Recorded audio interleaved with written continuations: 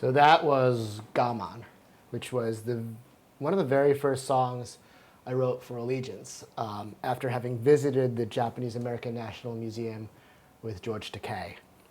And while we were there, I remember him telling me about a word that his mother used to say to him as a child when he was standing in line shivering and either waiting for food or waiting to use the bathroom or the latrine, I guess, and really, really suffering. And his mother would turn to him and say, "Georgie, gaman." And it means to endure with fortitude and dignity.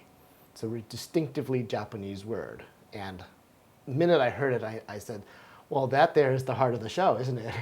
I had this idea of a song built around that word, gaman. And I knew that it had to have a certain dignity to it, as George had said, but also a wistfulness. And so I started experimenting with sort of a major-minor pull to the song, which wound up informing almost the entire show, because we're constantly moving from happiness and joy to sadness and grief, from hope to despair to fortitude to resignation. It's interesting. I had come to New York to write musical theater and also to produce musical theater. And so as part of the research that my producing partner Lorenzo and I were doing, we booked a week full of shows, including an off-Broadway show called Forbidden Broadway, because I just love send-ups. It wasn't a very crowded house, and so they moved us to the front, and I hear two people behind me talking about going to see Title of Show the next day. And I love to talk theater, so I turned around to say, "Oh, you're gonna love," and I recognized this Asian man, and I stopped short, and Lorenzo, who never hears me stop talking mid-sentence, turns around and says, "George Takei?" The next day, we go to see In the Heights. This is 2008. It's the big show on Broadway. 3 seats down from us in our row. George Takei, again, what's the chance? Impossible, right? And George looks over and says, "Now I think you're stalking me." During that show, there is a song called Inutil, useless, where a father sings about his inability to help his daughter in her time of need. I look over and there is George just crying and crying. So I go over to intermission and he's desperately trying to wipe the tears away. And I asked him why he was so affected by that song in particular. And he started telling me the story of his own father's inability to help them, his family, in the internment camps during World War II. And I got that musical theater moment. I'm getting it now, just telling the story again. Every hair on my arm stood up. And I said, "This is going to sound crazy, Mr. Takei." That's what I called him back then, not George, but Mr. Takei. "I'm a musical theater composer, and the story you just told me, I think, would make the basis of a great show." So for 3 weeks, I researched everything I could about the internment, and I lived and breathed it. And I came back with a title song, Allegiance, which is now changed, but I sent it to George by email, and he opened it, and the tears came again to him. He said, "We just must do this," and that's when Allegiance was born. Working on Allegiance with George Takei is an inspiration every day. The internet knows him as Uncle George, and I feel like I have an uncle that I work with every day. An incredibly sassy gay uncle. I'm working on a new song, and it's called Still a Chance. It highlights the central message of the show, that no matter how much time has passed or what people have gone through, there's still a chance for redemption, for forgiveness, for joy, and for love. And George Takei's own life sort of reflects that. This is a man who spent his childhood in an internment camp and yet bears no resentment or anger toward the country that did this to him.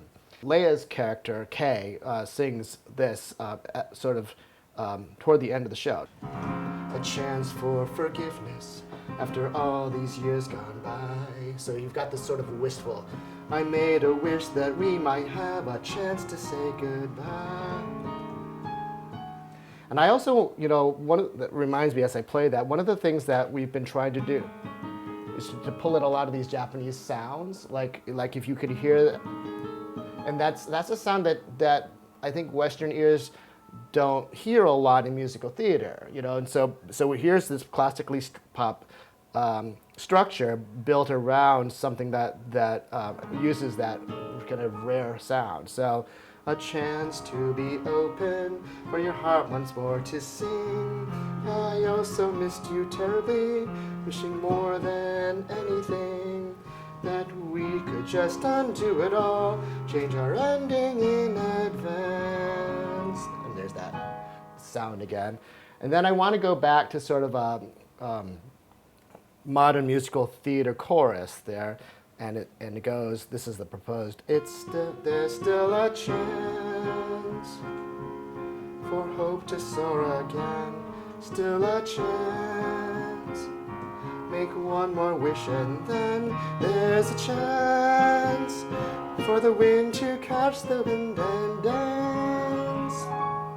So I know Lea's voice really well, and I know that her sweet spots are in those B flats and C's, and so it's wonderful to be able to craft a song that drives right to her pretty notes right there. And I know and I know also if we lead the audience up to it, it's that, oh God, the angels are crying right now because Lea Salonga is singing. Being able to write songs for that voice is a privilege that's indescribable. I think from a personal standpoint, I'm proud that I'm no longer precious about any song, and that there are more songs in the trunk than in the show, far more. I will write a song, and if it doesn't work, I'll throw it out. I think 7 years ago, before this journey started, I would have said, hell no, it's my music, it's going in. But working with this team and working to always focus on what's best for the show has allowed me to kill a lot of my children in terms of these songs. For example, Telly's solo, there's probably been 4 other songs I've written that we tried to fill that moment. And each time I found a better one and a better one, and now we've got one that is just golden. One of the central questions that the character of Sam has is what makes a man. And so, because when he fights with his father tells him, don't be the nail that stands up too high, but that's so Japanese, and he wants to be an American. And so he's got this conflict not only intergenerationally, but also with his culture. The thing about Telly's voice is that it's also highly lyrical. So it's a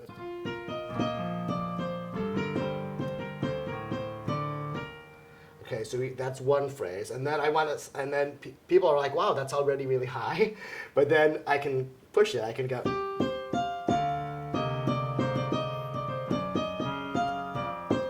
So he's actually pushed it up one note, and then just when you think he can't go any higher. We're working with instruments that are incredibly powerful on a stage and can really, really shoot to the rafters.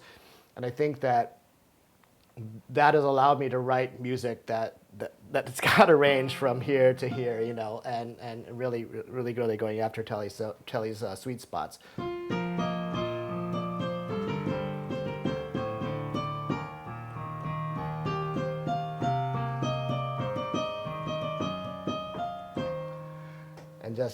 So what I've tried to do is teach the audience that there's this arc, and then hopefully, and they'll thrill when he goes up to that final note.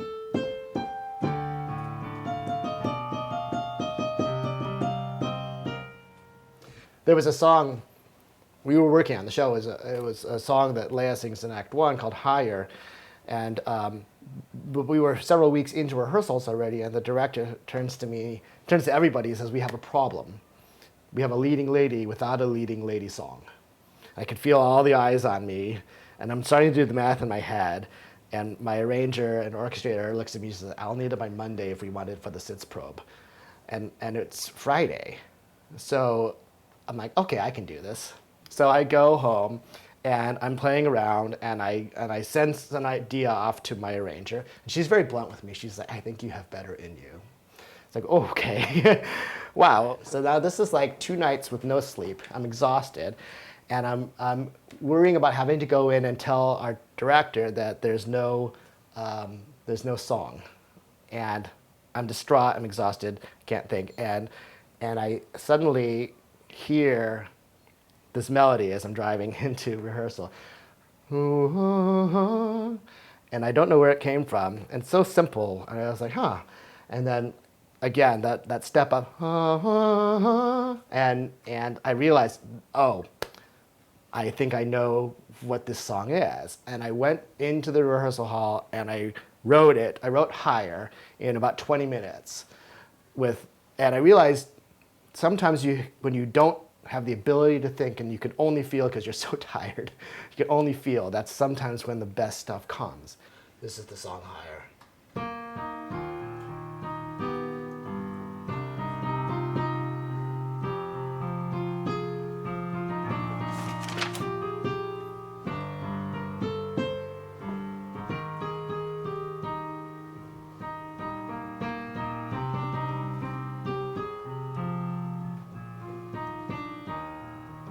So really simple melody, but on Lea's voice, and along with the lyrics, as she's going